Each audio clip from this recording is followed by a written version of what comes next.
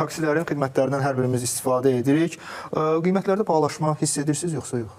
Cüzi də olsa hiss edirəm, amma baxır o müəyyən saatlarda. Yəni deyim ki, məsələn, o pik saatlarda təbii ki, taksinin qiymətində artım görürəm. Amma deyilənə görə 4 manata gəldiyimiz yolu, deyək ki, əgər o pik vaxtlarda, pik saatlarda taksi sifarişi veririksə, yəni ən yaxşı halda orada bir 3 manat üstünə gəlir, 7 manat yazılır. Doğrudur, lakin taksi sürücülərini və şirkətləri də başa düşmək olar. Nəyə görə günel? Misal üçün, belə deyək də, Xırdalan istiqamətində əgər bir yol orta statistik qiymət olaraq 10 manatdırsa, o 10 manatın yarısının benzini elə yolda gedəcək. Yəni həm taksiləri, həm də şirkətləri də bu baxımdan anlamaq lazımdır bəzi hallarda. Ümumi məqs belədir ki, indi bəziləri deyirlər ki, qiymətlərdə artım var, digərləri deyirlər ki, ümumiyyətlə heç bir artım hiss eləmirlər. Gəlin süjeti izləyək, daha sonra davam edərik.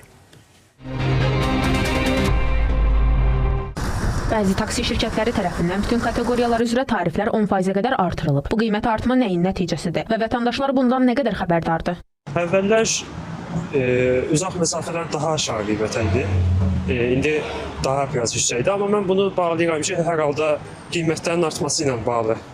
Haradasa 1-2 manat fərq verir. Xüsusi hiss eləməmişəm, ola bilər qısa məsafə olub, fikir verməmişəm. Yəni taksidən istifadə eləyənəm, bu niyə xüsusi bir qiymət artımı istifadə eləməmişəm. Amma olmadığını da yəni əminliklə deyəməm, ola bilər mən fikir verməmişəm. Böyük məsafəyə vurmamışam da, böyük məsafədə daha çox hiss olunur.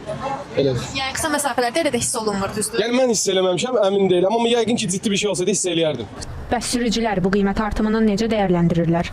Təxminən fevralın 1-dən müşahidə olunub. 10%-dən elə çıxsa, o da benzin artımını yəqin ki, eləyiblər.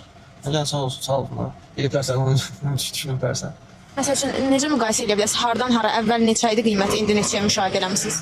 Heç çox, əsasən yaxın məsafələrdə bilinir. Uzun məsafədə dəyişim yoxdur, hiss olunmur.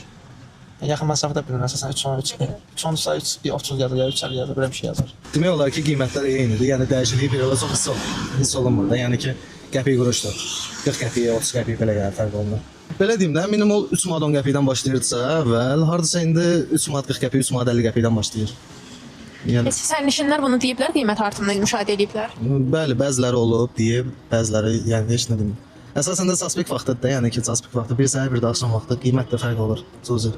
Taksi şirkətlərindən isə bildirilib ki, tariflərin yenilənməsi yol hərəkətinin sıxlığı, artan tələbat, aktiv avtomobillərin sayı və yanacaq xərcləri ilə əlaqədardır. Qiymət dəyişikliyi regiondan asılı olaraq 5-10% arasında dəyişir. Şirkət qeyd edir ki, bu yenilənmələr qüvvədə olan qanunvericiliyin tələblərinə uyğun şəkildə və yalnız bəzi şəhərlərdə tətbiq olunur. Dəyişikliklərin sərnişin və sürücülərin fəaliyyətinə real təsiri isə zamanla daha aydın məlum olacaq. Lakin məsələ təkcə yanacaq və sıxlıqda məhdudlaşmır. Sürücülərin sözlərinə görə şəhərdə taksi dayanacaqlarının məhdudluğu da onların gündəlik xərclərinə təsir göstərir. Rəsmi dayanacaq tapılmadıqda yol kənarında gözləmək isə cərimə riski yaradır. Bu isə dolayısıyla sürücünün qazancına mənfi təsir edir. Yeni dayanacaqların yaradılması nəzərdə tutulurmu? Əgər nəzərdə tutulursa, bu dayanacaqlar hansı ərazidə yerləşəcək?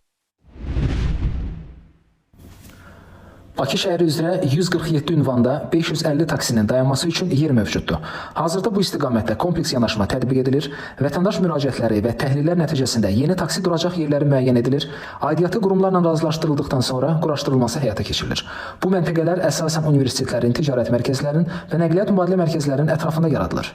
Ayna tərəfindən xüsusi hərəkət zolaqlarında minik avtomobillərinin, o cümlədən taksi nəqliyyat vasitələrinin sərnişinlərinə minib düşmək üçün şərait yaradılıb.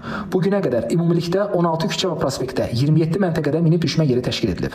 Taksi duracağı və minib düşmə yerlərinin yaradılması istiqamətində işlər davam etdirilir.